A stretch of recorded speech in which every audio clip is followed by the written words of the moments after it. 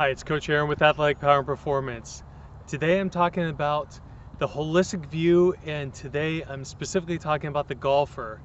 And let's say I have a golfer come to me with a wrist problem, and I want to do a full workup of the assessments and the questionnaires to find out what's going on. So obviously the wrist is an issue, but that may not be the origin, and often it's not the origin. So in this case, I assess the golfer. I find out that this particular golfer has a rigid lumbar spine, so the low back is very rigid, cannot twist like it should. The hamstrings are tight, and I also find out there's a dysfunction in the core musculature.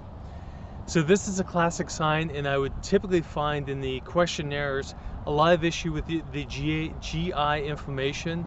So the organ inflammation, which is shutting down the core musculature, which is causing the next muscle, which is the hamstrings, to get facilitated, which means they get short and tight to try and stabilize the lumbar spine.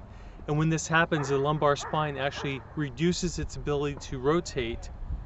How does this affect the wrist?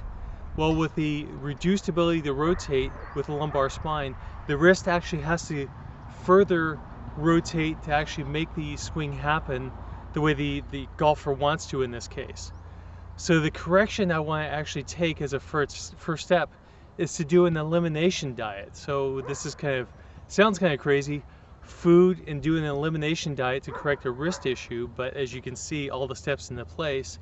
You want to eliminate the foods to cause the inflammation to go down, then to be able to correct the functional pattern that's being interrupted in the core musculature, and by that you also want to mobilize the hamstrings, which should actually help when you actually mobilize the lumbar spine, actually help with that whole correction.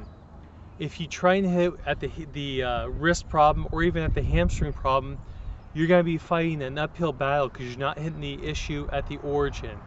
So this is the holistic view I use to assess, correct, and strengthen athletes that I work with.